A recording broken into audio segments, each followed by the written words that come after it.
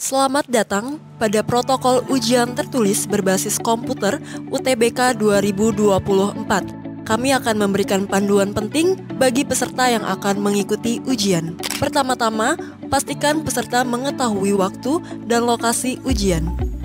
UTBK Gelombang 1 SNBT 2024 akan berlangsung pada 30 April dan 2-7 Mei 2024. Sedangkan gelombang kedua akan dilaksanakan pada 14-20 Mei 2024. Lokasi ujian adalah Gedung F, Gedung Laboratorium Terpadu 1 di Institut Teknologi Kalimantan, dan SMA Muhammadiyah 2 Al-Mujahidin Balikpapan. Pastikan peserta mengetahui ruang ujian dan lokasi ujian sehari sebelum ujian berlangsung yang dapat dilihat pada kartu peserta. Untuk kelancaran ujian, pastikan peserta membawa kartu tanda peserta ujian dan fotokopi ijazah SMA, SMK, atau MA yang telah dilegalisir atau surat keterangan sedang kelas 12 dari kepala sekolah yang dilengkapi dengan pas foto berwarna terbaru yang bersangkutan dan dibubuhi cap sekolah atau kartu identitas asli. Ingatlah untuk tidak mengenakan kaos oblong dan sandal, maka pastikan peserta menggunakan baju berkerah dan sepatu pada saat ujian.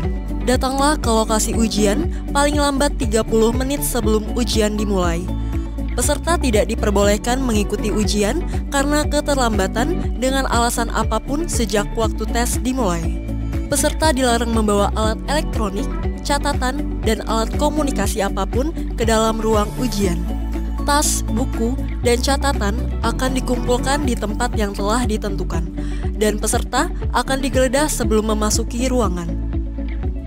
Pastikan untuk mengikuti semua petunjuk dan aba-aba dari pengawas ujian.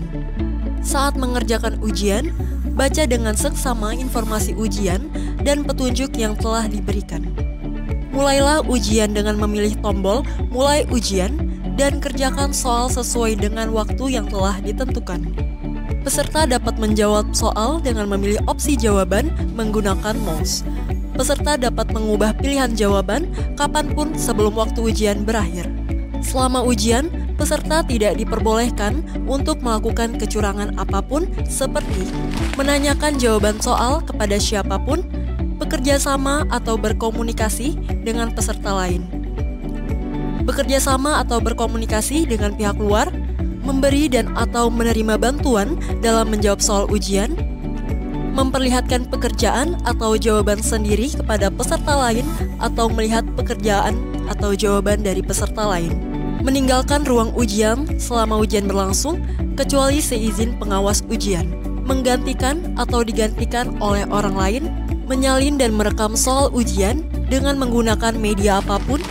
Setelah selesai mengerjakan ujian, pastikan peserta memeriksa kembali identitas dan jawaban yang telah diisikan. Dan ingatlah, peserta tidak diperbolehkan meninggalkan tempat sebelum instruksi dari pengawas ujian.